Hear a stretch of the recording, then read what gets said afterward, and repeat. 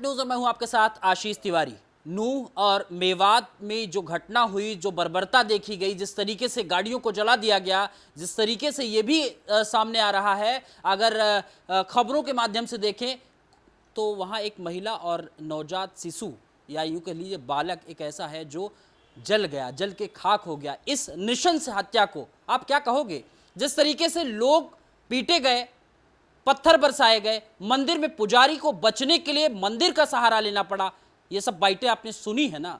ये भारत देश की कहानी है, ये भारत की राजधानी से सटे हुए हरियाणा की कहानी है। इस पूरी कहानी पे हर मुद्दे पर जिस तरीके से आस्था माँ हमारे साथ रहती हैं, आज फिर हैं, माता जी से समझने की कोशिश करेंगे। आखिर में धर्म से जुड़ी हैं, कई ऐसे त्वरित मुद्दे पर अपनी आवाज उठाती रही हैं, क्या कहती हैं, क्या उनकी अपनी सोच है? माँ आपका बहुत बहुत स्वागत है। धन्यवाद भैया, सभी को मेरा हर हर महादेव, जय जय श्री राम।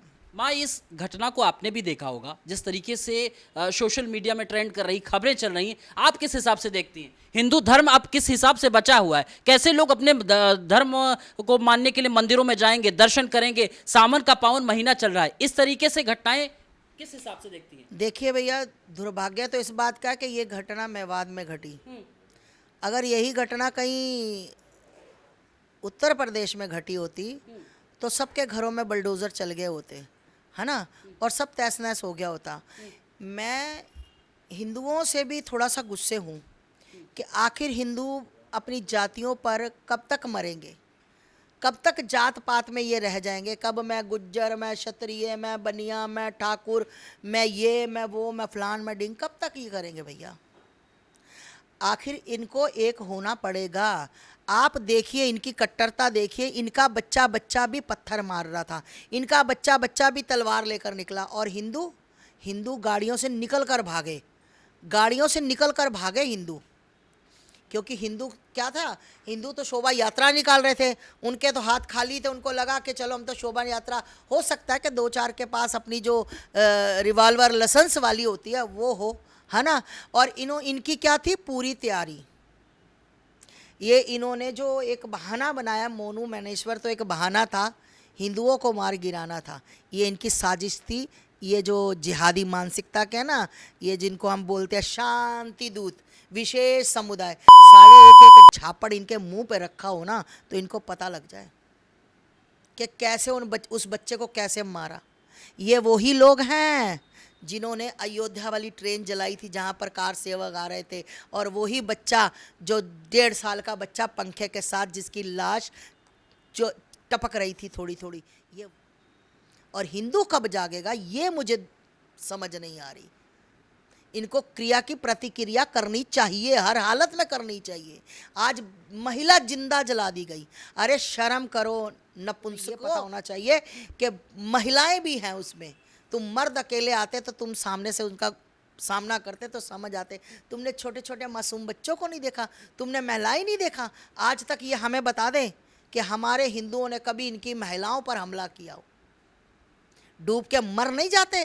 कहते अल्लाह हमें ये सिखाता है कि किसी के साथ बुरा नहीं करना, अल्लाह हमें ये सिखाता है, हमें हबी ये सिखाता है, हाजी ये सिखाता है, ये सिखाता है कि तुमने हत्थों पर वार करो। ये अल्लाह सिखाता है इनको कि तुम किसी मासूम बच्चे को जलाकर मार दो, गोलियों से मार दो, तुम पत्थर इकट्ठे करो। पत्थर कहां से भेजता तुम्हें ये बताओ? शर्म नहीं आती ऐसे लोगों को? डूब के मर नहीं जाते कुत्ते? क्या कर रही है सरकारें? ये सिर्फ सरकार, कट्टर सरकार, सिर्फ वोट बैंक पक्का करने के लिए। क्योंकि मुसलमानों को तो कहने कुछ नहीं ना, वो तो शांति प्रिय हैं, उनके वो तो कुछ करता ही नहीं है। और जब जब मरा इनके हाथ से हिंदू मरा, हिंदू कब जागेगा ये मुझे भी नहीं लग रहा। मेवात के कुछ ऐसे लोग हैं अलग अलग समुदाय से, हिंदू ही समाज से आते हैं, वो तो ये कहते हैं कि हम इस तरीके की आग में ना अपने आप को शामिल नहीं करेंगे, हम ये अलग अलग विचारधारा के लोग इनका साथ नहीं देंगे। ठीक है, बिल्कुल जो ये कह रहे हैं ना कि हम इस आग में अपने आप को शामिल नहीं करेंगे, तो भैया कोई बात नहीं, आप शामिल मत कीजिए, थोड़ा समय दीजिए, थोड़ा समय, ज़्यादा नहीं, थोड़ा समय दीजिए। जिस दिन इनकी सरकार आ गई, ये तुम्हारी बहन बेटियों के साथ खुद घर आ जा करेंगे सब कुछ करने, तुम्हें मारने खुद घर आएंगे। तुम्हें लड़ने की क्या जरूरत है? तुम चूड़ियाँ पहनो, लहंगा पहनो, माथे पे बिंदी लगा लो, नहीं है तो मेरे से ले जाओ, बहुत पत्ते पड़े हैं, लिपस्टिक लगाओ सालो, और बैठ जाओ हिजड़ो घर में।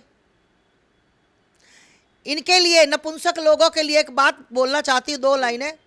पत्थर के संग रहना है फिर पत्थर बनना होगा, पत्थर के संग रहना है फिर पत्थर बनना होगा।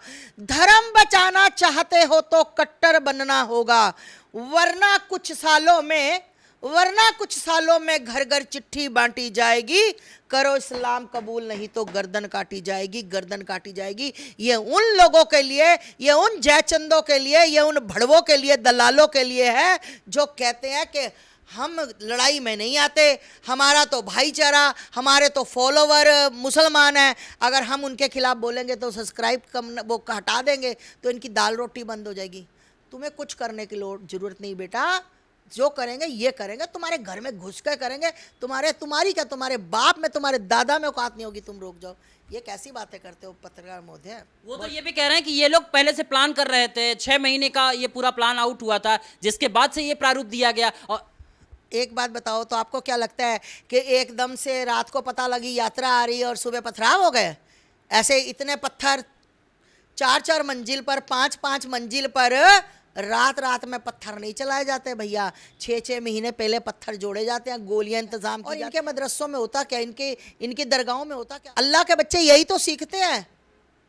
और अल्लाह के बच्चे क्या सीखते हैं? या अल्लाह बच्चे देता है और बच्चे आगे ये करते हैं, बस यही 2 काम है इनके पास कि अल्लाह बच्चे देगा, बच्चे काफिरों को मारेंगे। काफिर कौन? हिंदू।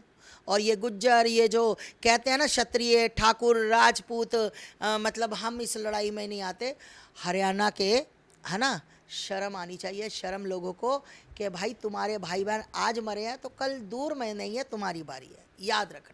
प्रशासन ये कह देती है, विपक्ष भी ये कह देता है कि प्रशासनिक चूक है, सरकार ये कह देती धारा 144 लगा दे रहे हैं और हमने सारी चीज़ों को नियंत्रण में कर लिया है। और कर भी क्या सकते हैं, कर क्या सकते हैं?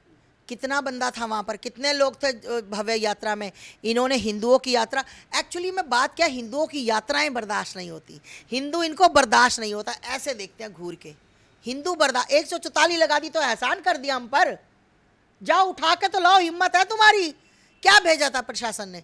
डंडे देकर, और वो भी जीप के पीछे छुप गए कि पत्थर आ रहे हैं।